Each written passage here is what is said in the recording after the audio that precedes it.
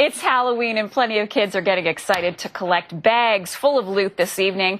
But as we all know, too much candy and too much chocolate can lead to sugar highs and painful cavities. The trick to managing treats doesn't have to be complicated. So to give us some great advice on how to deal with the Halloween haul, I'm joined by dental hygienist Anaida Deti in studio. Good morning. Good morning. Thanks for being here. Thanks. How quickly can cavities form in young teeth? Usually the cavities get formed in about 30 days. So 30 days? Exactly, yes.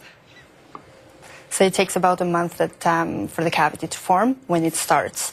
So usually it's a good idea that all kids and teens to have a nice dental appointment in the end of November or beginning of December. And that's usually the perfect timing for them. So do dentist office see a spike then about a month after Halloween? They actually do. It's very busy. The busiest time of the year for dental professionals are usually November and December. Okay, so some candy is worse than others. At least this is what I've been told. Yes. You brought along some treats. Yes. What are the worst offenders? The worst offenders are the very gummy, sticky treats, and they usually stay on the teeth longer, so it's a little bit harder for them to get removed. A little bit better ones are the hard candy. We have to be very careful with the hard candy because they can chip or fracture the teeth. And also for lollipops, those are usually stay on the teeth longer because the kids keep sucking on them. So it takes the amount of sugar that stays on the teeth for a long time, it actually causes cavities.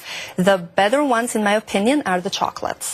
So they usually dissolve faster and they get washed away much quicker. And you suggest having a sort of order or system to dividing up candy. Tell us what that is. Yes, usually to divide the candy is a good idea. So I usually say to the parents, especially to the moms, that before they go for treats tonight, to have a little agreement with the kids when they come home to have the treats divided a little bit into different bins. So usually a green bin is a green light, so it's a good, to go. For the red bin, it's usually a not go. So it's a red light to stop them from having those kind of candies.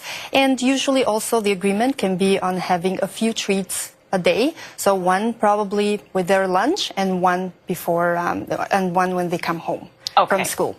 Now, you have a cheese stick here. Yes. What is this for? What does this mean?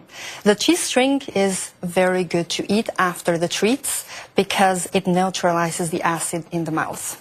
And we usually say if they want to eat their treats, have a cheese string after their treats. So that kind of changes the idea of having the dessert last. That's not a bad idea. It's a great idea. How bad is it really to not brush your teeth before bed? It's really bad. I usually say to the parents, please, if you brush only once a day, brush before you go to sleep. Because during the day we eat, we drink a lot of stuff, so everything gets washed away very quickly. But at nighttime, everything sits there. So it's not good because that's when it's going to cause cavities. Okay, this is great advice. Thank you so much. And you didn't spoil Halloween at all. We can still have some, but just be careful what we have. All right, dental hygienist Anaida Deti, appreciate it. Thank you. Coming up, what happens when a famous celebrity chef tries to cook for